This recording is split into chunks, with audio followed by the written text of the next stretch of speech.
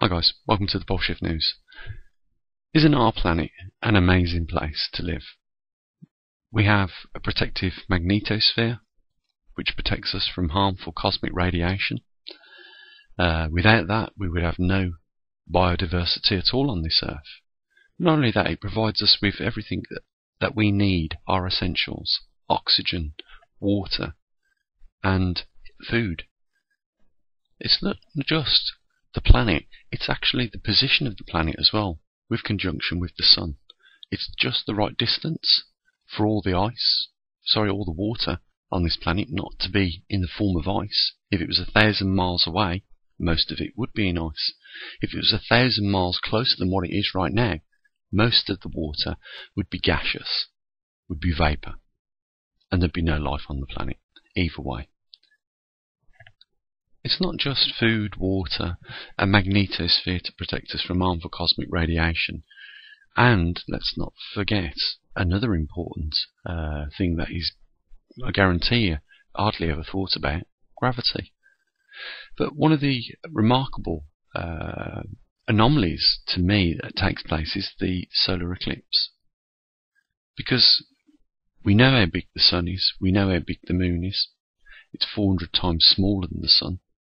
And yet, from the perspective of the surface of this Earth, when you stand on the surface of this Earth and look up during a solar eclipse, the moon will cover the sun's disk absolutely perfectly. And, I have to ask the question, first of all, how much of a coincidence would it be to put an Earth at the right distance so that the water on that surface could be liquid? And what also would be, the chances of not only that happening, but the moon that we have orbit our Earth perfectly covering the sun's disk, absolutely perfectly, during a solar eclipse. What are the chances of that happening? Do you think that maybe if we just think out the box for a minute, that moon might have been put there? The moon actually serves a good purpose. It actually keeps the tides and ocean currents regulated. Without that, a lot of the water would be stagnant, and it's because of the moon that we don't have a lot of stagnant oceans.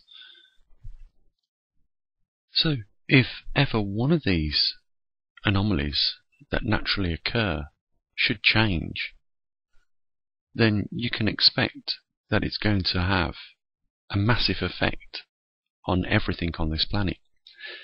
And here's the deal. This is what we try and educate people to. Right now, there is two things that we take for granted changing on our planet and in our solar system. The first is related to something in the core of the Earth with regards to the dynamo, and the dynamo is responsible for producing the magnetosphere that protects our planet from cosmic radiation, and it also sets up the dipoles over the north and southern hemispheres. And the second thing that is changing, more related to our solar system, is the sunspots are dying out.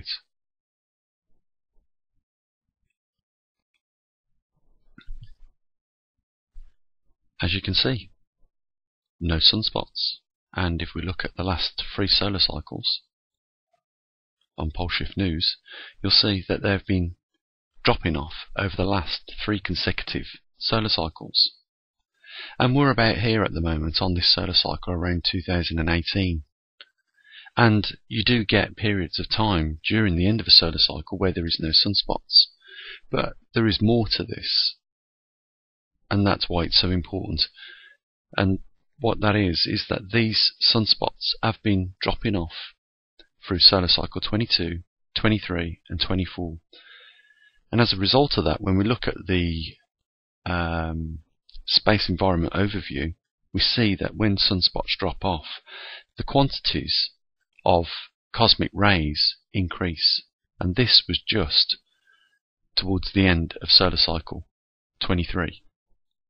Can you imagine what solar cycle 24 now is going to look like? It's very hard to get this data to show you guys, but we try our hardest to promote what is taking place on this planet and in our solar system, because both these things, lack of sunspots and weakened magnetosphere, means the same thing: more inbound cosmic radiation, and as a result, more sluggish jet streams because they're laden with water, and more flash floods everywhere. And that is just at this point of where we are in the weakened magnetosphere right now. Can you imagine what it's going to be like when there is only half the field strength on this Earth during a grand solar minimum? And here's the big thing about all these things, guys. You know, these two major anomalies that are changing, first of all with our solar system and our Earth, is that you are one of the privileged few that actually know about this. All the organisations know about it, and there is almost a media blackout on this subject. You would think at least the media would be picking up on grand solar minimum, and you would think occasionally, and the reason why I say that is because, you know, with some of these anomalies, unless they're becoming life-threatening, they're not usually picked up by the mainstream media. But this, short term, will affect people indirectly. What I mean by that, well, prices of foods will go up, so, you know, eventually it will affect you guys indirectly. But long term, down the road, it's going to affect you directly. And like I say, you're one of 0.01% of the entire Earth's population that are in knowledge of these two anomalies that are taking place right now, that are greatly taken for granted. And, you know, what I've tried to do on this YouTube channel and website is dedicate some time to it, to educate people as to what is taking place, because I hear them sometimes, you know, when I'm out and about, you know, discussing the weather. And, you know, a few weeks ago, I heard some people saying, you know, do you remember it ever been so dry like this? You know, it's down to indirectly caused by, you know, the pole shift migration, the now grand solar minimum coming into effect, and, you know, things aren't going to get any better. And these, like I say, these two anomalies that we take for granted are going to directly affect us all further down the road. And that's why, you know, we have on this channel now and on the observatory set ourselves up to monitor the magnetic North Pole migration. And we're also keeping tabs on the magnetosphere strength. And in a couple of days, guys, you know, tune back in, because we're going to be popping the SD cards out and having a look at the last month's worth of data that we've collected, both on the TriMag and the magnetometer.